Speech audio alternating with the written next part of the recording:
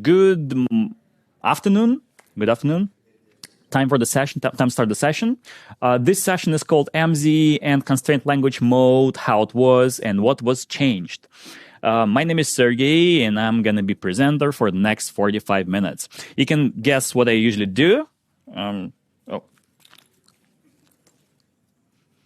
So even if you have like not very good vision, you can see that big sign. So I work in security a lot. Whoa, that was the bad idea. I can put it back. I work in security. And PowerShell also, one of the could be used by attackers. And so we want to know how to protect it better to avoid any cyber attacks from PowerShell. So thanks to our sponsors. You know them, you saw them outside, and because of them, also because of you, and because of me as well, this conference happened. So thanks to our sponsors. A few words about me. Sergey, consultant, instructor, conference speaker, Microsoft MVP in security, and many other certificates. I always struggle because usually slides don't have enough space to put all of my certificates. I'm Russian. I live in Portugal, but I'm Russian. And I also top 3 speaker on Sessionize of the previous year and the year before. So when they start to do all that stuff.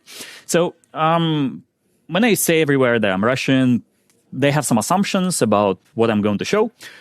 I prefer to show made live demos, and I prefer to show how things can get compromised. And that should convince you to do them more securely. And quick question to everyone: Have you been to my session 2 years ago about MZ? 1, 2, 3. Okay, because this session about changes in MZ, because 2 years ago I presented about MZ in many details. I show how to bypass that MZ and so forth. But over time, things will get changed. And all the things I showed you before, I mean, not all the things, but the internals of MZ are still the same. But I showed you how to bypass MZ, and nowadays it's completely different. So I'm going to show you real quick how it was. So what I showed 2 years ago, briefly, not that detailed like before, because we don't have that amount of time. Then I'm going to show you what happened now in MZ 24. So if you are using Windows 11, what was changed and how bypass works nowadays. Then the second part of the session, maybe like last part of the session, will be constrained language mode. As far as I know, you're pretty familiar because like 2 years ago, I had conversations with many participants of this conference. You should be quite familiar with constrained language mode, but as usual, I'm going to show how to bypass that. As usual. All right, let's start. Let's start. As I mentioned before, I'm going to show many live demos. Let me quickly ask you a question. How many of you heard about MZ, AMSI? All right, so almost everyone. Just for those who never heard about MZ or AMSI, MZ just shortly. If you open PowerShell, again, it may work not only with PowerShell, but since it's PSConfE, it will be fair to talk about PowerShell. So let me open PowerShell, drag it here, and type something like get date. Get date. So no issue, it show me date. If I try to do something else, like something like invoke Mimi cats, Mimi cats. So in that case, something bad happened. So Antivirus told me that this commandlet was malicious and did not allow me to execute it. So the same will be with script. And if I try to run some malicious scripts, it will not allow me to do it. So that's where you can see MZ when you work with that on a daily basis with PowerShell. It works not only with PowerShell, but again, we are at PowerShell conference. So MZ is anti-malware scanning interface. Again, I'm making a quick recap of the session that I delivered 2 years ago. So it will be integrated into Windows, and will send all the commands to antivirus. So again, that's MZ in general, and in PowerShell specifically, it will be integrated with PowerShell. And so it will scan PowerShell strings or files that you are going to run. From the perspective of the how it works behind the scenes, when you open PowerShell, it also attaches MZDLL, so it loads MZDLL into memory. Even if you use like legacy PowerShell IC, or like PowerShell nowadays, it will open DLL, MZDLL, and so that DLL allow me to forward all of the commands to antivirus. It may be Defender, it may be also a third-party antivirus if it works with MZ. Not every antivirus works with MZ, but most of them. If we look at the architecture from Microsoft perspective, it looks like this, quite complicated. So for the conference, I made it more simplified like this. Only PowerShell. So PowerShell, so there are MZ APIs that send via remote procedure call our string or buffer into antivirus. So if you're trying to run script, it will be buffer. If you're trying to run command, it will be string. So that's how it looks like from the architectural standpoint, simply simplified. Again, from my previous session, when you work with MZ, there are 5 APIs. You may say, why it's so important to know about those APIs? Because to bypass MZ, and to show you how to bypass MZ, I will use some API calls. I will analyze some API calls. And that's why I need to know what APIs exist. So when you open PowerShell, just open PowerShell, it will load MZDLL, and calls first API which is called MZInitialize, which of course initialize MZDLL. Then when you start to run commands, it will run next API called MZOpenSession. That will be like a key API that we're going to work with, because that's where you really start to run commands. It opens the session, and then when you open the session, it will send something like MZ context, which we don't know what exactly is, because Microsoft doesn't explain what this context means, what the context contains, but they call it context.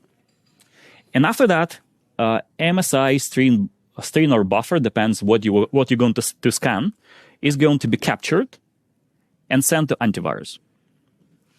After that, after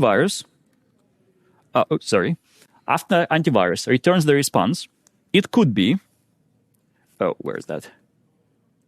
3278, don't ask me why this number, 32768, it means infection, so that means something dangerous.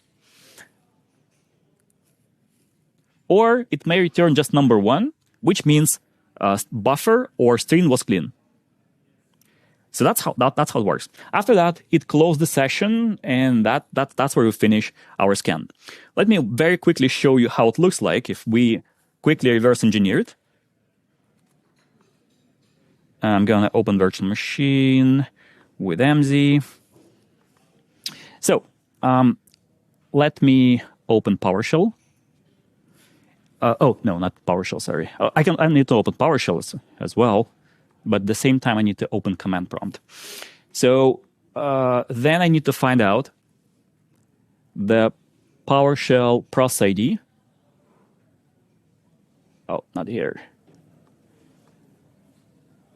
So 7936. And here, let me do one thing real quick. I'm going to run fade.trace tool, process ID 7936, and then I would like to attach MZDLL.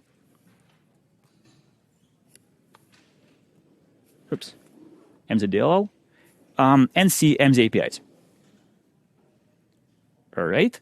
Now, let me quickly run getDate. GetDate. Let's see here. And if I scroll all the way up, it's a bit hard for me on the duplicate screen, but I'll try. Oops, no, I don't want to close it. So all the way up. Yeah. So we took get date, and if we look at the result, we found here it was 1. It was the only one. Let me scroll up again. So the result was 1, means clean. All right. Now, if I do the same, but this time, let me close that. Let's clear the screen. Do it again. And now I'm going to type invoke Mimi cats. Scroll all the way up again.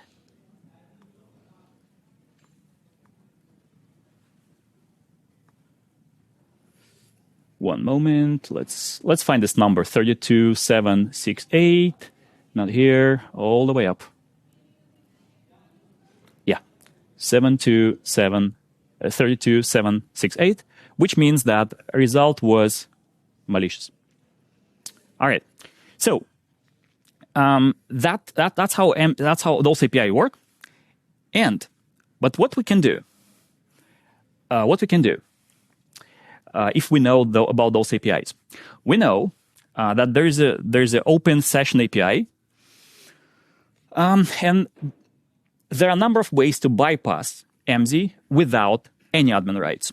So here I give one of the code that I will use slightly later. Now I just want to show you why this code is working.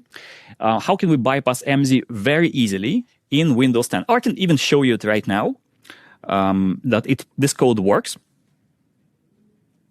So now I don't even need to run this reverse engineering because it will be 1. It will not work. I mean, MZ will not work anymore. So let me just clear the screen.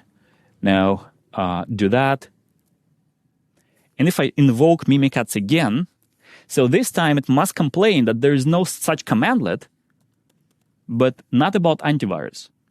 Yeah, look at this. Now we bypass MZ in the version Windows 10. That's how it was 2 years ago. Again, now it's not working. If I do the same in Windows 11, let me just quickly show you. Just quick teaser. If I do the same in Windows 11,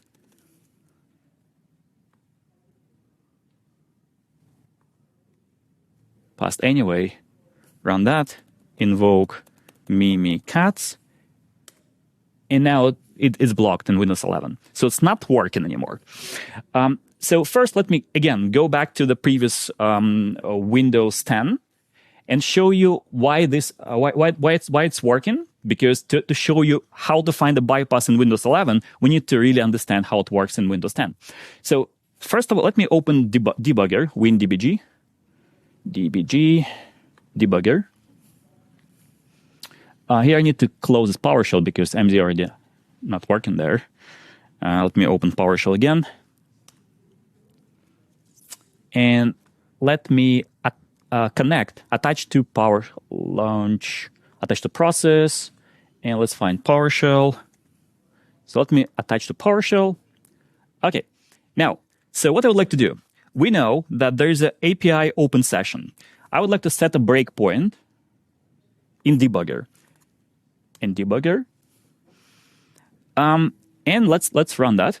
Let's say G to run it. And let's real quick get date. Get date. So now we hit the breakpoint. With the breakpoint, what I would like to do, I would like to unassemble. So see assembly code. I hope you learned assembly in university.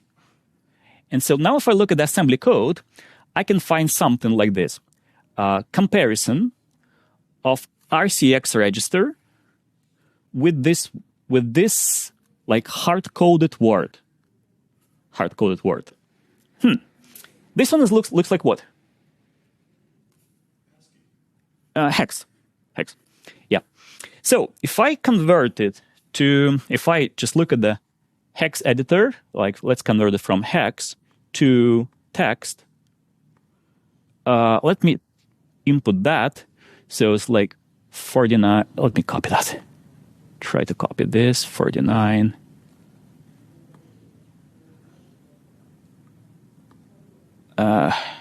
Come on. Paste here. And let me convert. It's like ISMA, so it's MZ from right to left. I hope you're aware from university about little endian from right to left, how modern how processors used to write the data. So it's MZ. It's a word MZ. So let's go back to debugger. And so what we can see now that it compares the content, I mean the value of RCX register with word MZ. And if it's not equal, it will jump to this address. Okay, let's unassemble that as well. So let's say U. And we can see here that value, which means incorrect parameter. So it should fail. So MZ should fail if the value of RCX isn't equal to word MZ. That makes sense?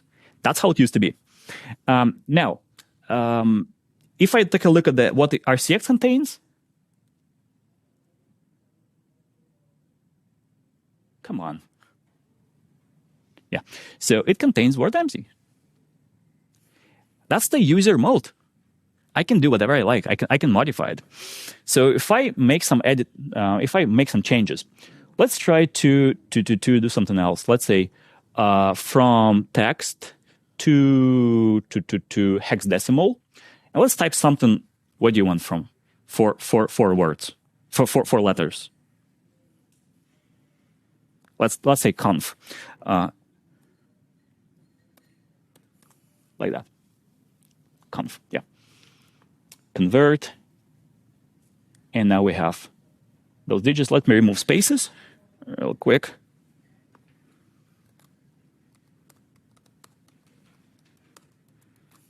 And let's go back. Let's go back. So now if I say edit RCX with a new value and display RCX, now it should contain conf instead of MZ. Come on. Yeah, conf. See that? Conf. Now, if I just detach from this PowerShell session, and let's try to invoke Mimikatz this time. Invoke Mimikatz. So it's, of course, if I open one more PowerShell session, and I try to invoke Mimikatz, Mimikatz, it blocks me. But in this session that was attached to debugger, it's not working anymore. Nice. So that's what I present for 45 minutes in 2 years ago, if you remember that, in a bit more details, in more examples, but in general. So that's the bare minimum you need to understand to proceed. All right. So that makes sense? Yeah, good. But the same, and here's, if you'd like to bypass AMSI from Windows 10, you can try that one. So, this one is so it's reflecting PowerShell. So that's that. Here I just remove the context, make it 0, and because there's no context, it just stop. It's just show incorrect parameter, and MZ stop working. Now in Windows 11, we have something different. So now for script kiddies, it was changed completely. But let me show you what was actually changed. First of all, so in Windows 10, MZ was the protection. So it sent the commands to antivirus that you type in PowerShell. But in Windows 10, MZ itself wasn't protected. Now in Windows 11, Defender Antivirus protects MZ as well. So if I try to debug, if I put a breakpoint on MZOpenSession API, Defender say no way and close the session, close my debugger. So let's try that. Let me jump to MZ11. I can just, No, not this one. Now let me open debugger, clear the screen, open debugger.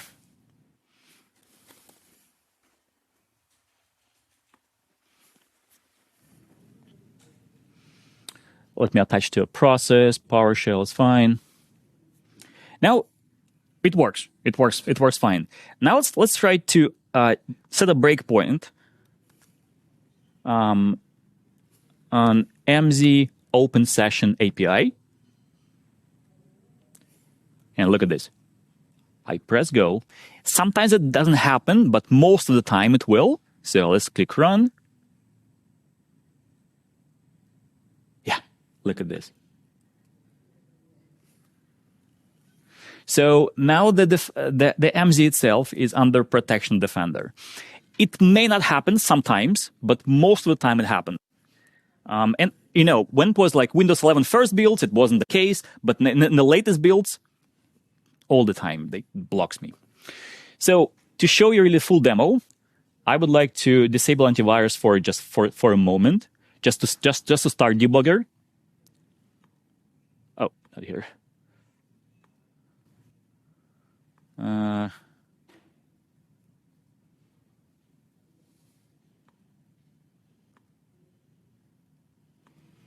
let me restart. Bless you. Let me restart debugger.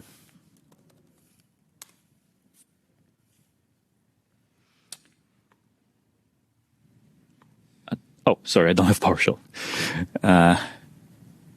One more time. Open PowerShell first. Attach. Okay, so now let me set a breakpoint.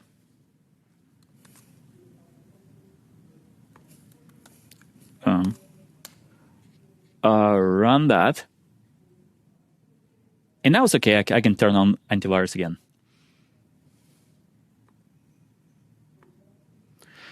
Okay. Now, what I would like to do, I'd like to also type get command, get date. So we hit the breakpoint. And this time, let's unassemble MZOpenSession. Oh, before that, that will be like a spoiler. Let's try just display what do we have in RCX register. RCX. Oh, sorry, DC RCX. DC means this display. Whoops. It's not there. I didn't remove that. It's not there. It's not there.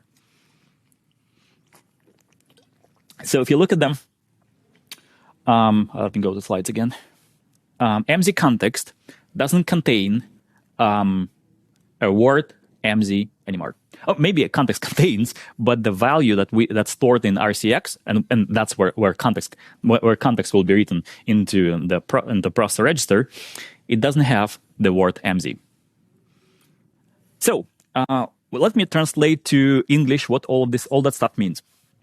It means that all the scripts, all the bypasses for script kiddies over the internet will not work. So all the things, all the scripts that work for Windows 10 will not work in Windows 11. I mean, of course, malicious scripts, of course, if they bypass MZ first, they will not work. So they will not be executed. So antivirus will block it. Okay, so, oops. Oh. That makes sense? So it's different. That's why when I tried to the same script, it did not work. And the same bypass. So let's take a look why it's not working. And what should I do? Of course, I should unassemble MZOpenSession. If I unassemble it, look, now it's a bit different. If in the past, it was like jump not equal, now it's something different. Now it's jump equal. And so it will compare and jump equal this address. It will compare. So jump if equal. It will compare RCX plus 8 with 0. and RCX plus 10 with 0. And if they are equal to 0, if they're equal to 0, then jump here to incorrect parameter. So again, translation. If RCX plus 8 equals to 0, or RCX plus 10 equals to 0, then we jump to incorrect parameter. So it's the same approach to find it, but works slightly different. So the old scripts, again, will not work. But let's take a look what RCX, again, is. If I say display RCX,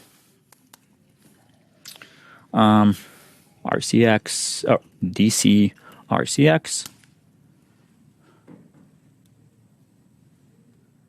look at this. Let's count. 1, 2, 3, 4, 5, 6, 7, 8. So, not 0.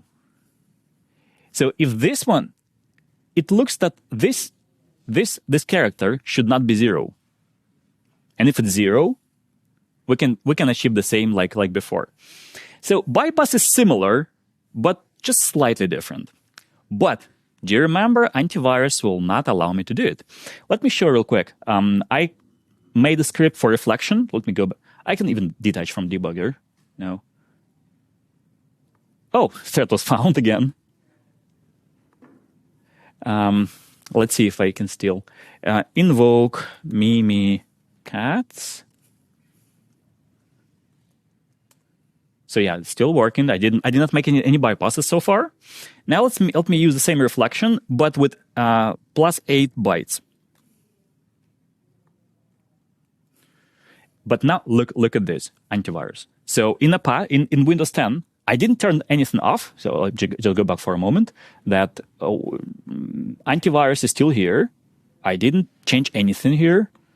So if I look at the Windows security, protection, settings, yeah, everything's turned on except automatic sample submission. But antivirus is still here, and it works.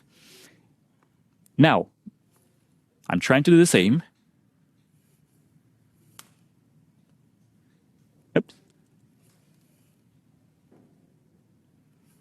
That was found. Okay, but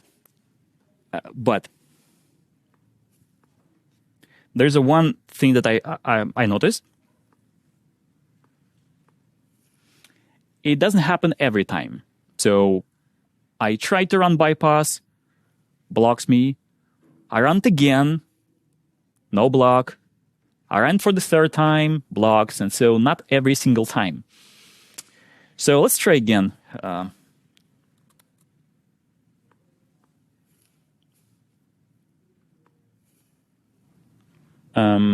MZ bypass, open PowerShell, paste here. No, nothing. Invoke Mimi cats. And again, MZ was bypassed. Yeah, let me just. And now it complained that there is no module. But it's definitely better protection, right, than it used to be. All right, so we have 15 minutes, right? That was about MZ. I guess I need to reserve some time for your questions, but let me first present something about constrained language mode, and then I can take your questions. So one of the problem of MZ is that, MZ bypass and MZ in general, that if you have a full language mode, then you can run this kind of reflection. That's where we can complement our MZ with constrained language mode. Let me check how many of you use constrained language mode. Okay. At this kind of conference, I expect a bit more. Anyway, so, all right, how many of you are aware of constrained language mode? All right, almost everyone. Good. How many of you just lazy to raise your hand? So you all know about the constrained language mode, okay. So we have language modes. So by default, when I type, when I just open PowerShell, let me just do it on my even local machine. My local machine. Let me open PowerShell on my machine.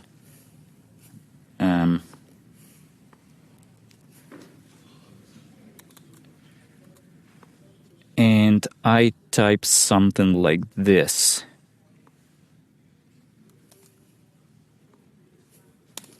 So by default, on every Windows machine, we have a full language in PowerShell. Full language in PowerShell. So full language in PowerShell, of course, means that there are no restrictions. There are no restrictions. I can run whatever I like, not only commandlets, but also .NET framework things, and execute any code. I can also use no language, which disallows all scripts. Probably not our case.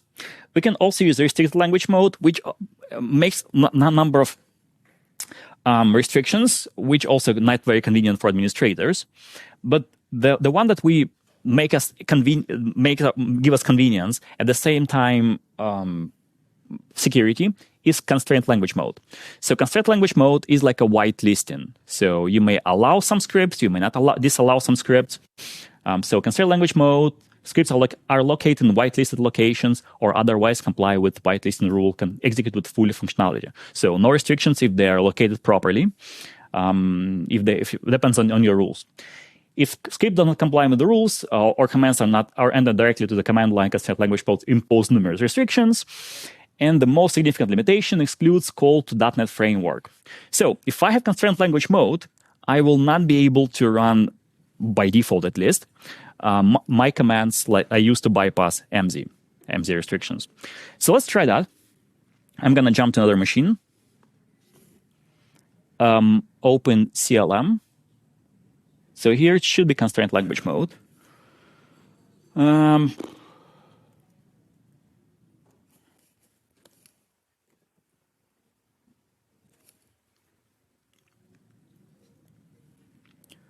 And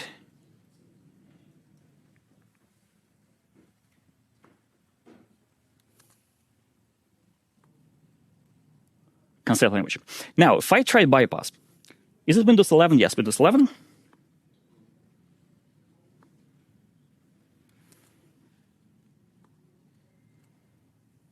Nope. And antivirus as well. Okay. Now, if I try to think, how can I bypass constraint language mode? We can discuss that PowerShell is just a GUI application.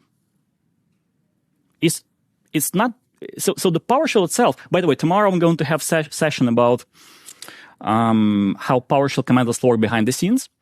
At the same time. You will learn more about that, but PowerShell is just a GUI, which handles input-output. So real functionality lies inside of the System Management Automation DLL. And so from this, and from here, you may create, so PowerShell may call run spaces. Anyone aware of run spaces? Yeah, okay, good. Run spaces. So you can create a run space and to run some kind of tasks.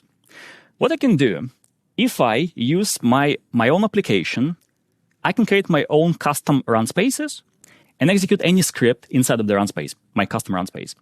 It will not be the subject of the restrictions. So when we enable constraint language mode, we usually use something like UpLocker to deploy it. Are you using UpLocker, right? UpLocker to deploy CLM. So let me show you real quick the machine where I have everything restricted by UpLocker, because here I just manually enable it. Everything restricted by UpLocker. Even PowerShell itself is blocked.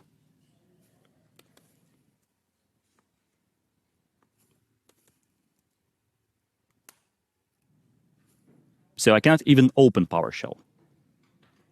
All right, now I'm gonna try something like this. Oops, not like this. Let's open it up.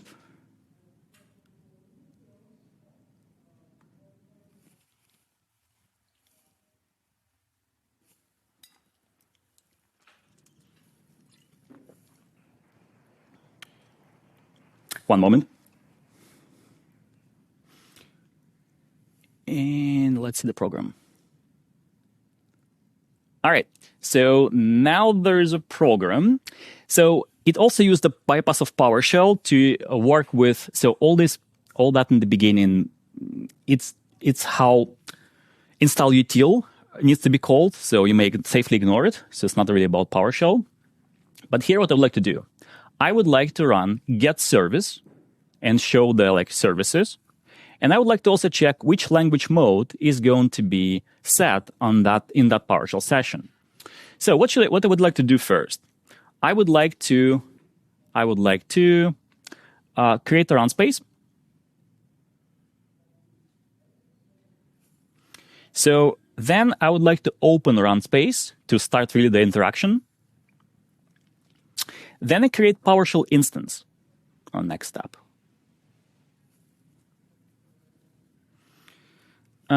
So then I would like to set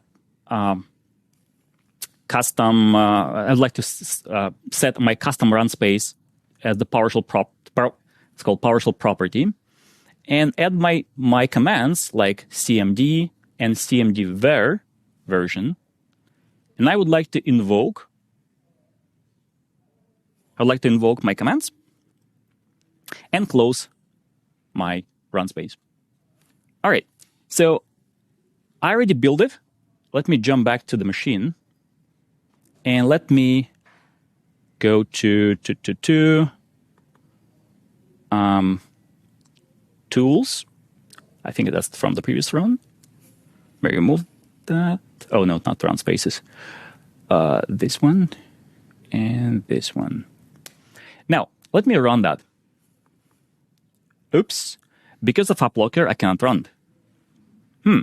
Okay. What should I do here? So here I'm going to use what is called. I can even open CMD. I cannot open PowerShell. I can do it from CMD. Let me run here. Oh, not here.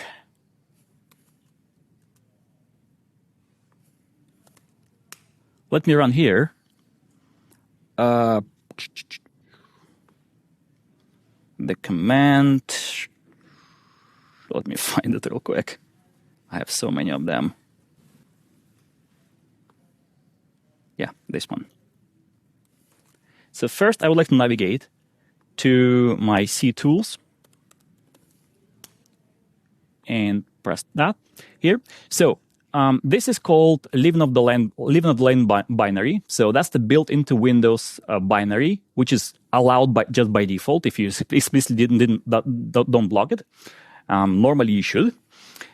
And then it has uninstall method, which doesn't require me to have admin rights.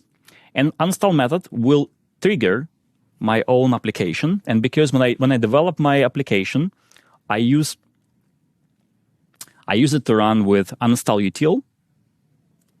It should work. So like you can see here, uninstall and so forth. So let me jump back. Run that. Something happened? I'm not sure. Let me open the folder. And look at this. We have 2 new text files. Service and appblocker PS lang. Let's see language. Full. Let's see service. Get service. So I can do the same on different machine where I showed you that I have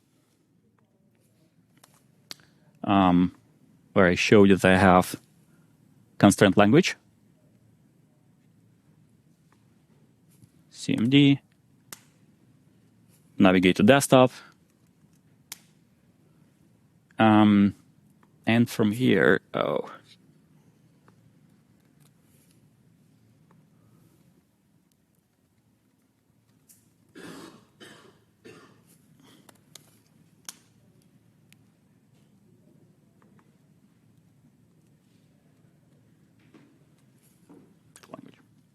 So, doable.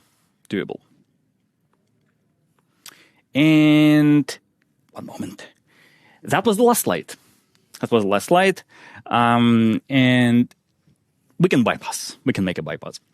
Now, from here, I would like to jump here to Q&A. 15 minutes. To be fair, we have 4 minutes. Yes, Vinny. In that last demo, was the WLAC also enabled? Which one? Oh, no. It was on the last demo. On the last. No. So here on this machine, on this machine, there's no up blocker. There's no restrictions. Here, I manually changed the mode. I set the restricted mode manually, and I'm showing you here because I showed you before that mode here is definitely restricted. On the other machine, I'm using up blocker, and I block PowerShell completely, even the PowerShell GUI. But on both machines, I have full language if I use my bypass, and I can execute commands.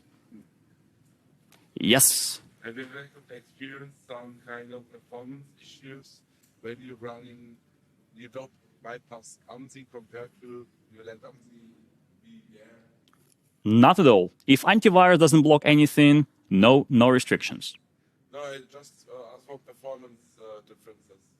Because AMSI is checking and didn't take much time compared to if you bypass in the first place. Nope. So when you're on the bypass, again, if we go back to the how it works, so we had MZOpenSession, and then MZOpenSession send the buffer, and the receiver return a response back. If we do a bypass on the open session stage, we just jump to parameter incorrect. That's it. So yeah, you will not send the buffer, which may save like milliseconds, but not something that you may not really observable. Yes, I think. Oh, yeah. The last demo where you kicked off from the whitelisted process, does that allow you to kick off child processes without? Can you please say again? When you execute the script via the whitelist process, does that allow you to run child processes within the script that will not be changed because they're whitelisted? Okay, so the question was, will we be able to run child process with from this script? You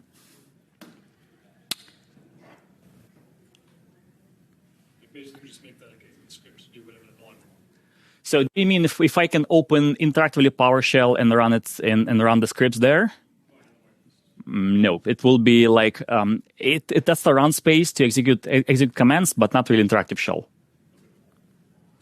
Okay, good question. We still have 1 minute, and we can stay here longer if you want.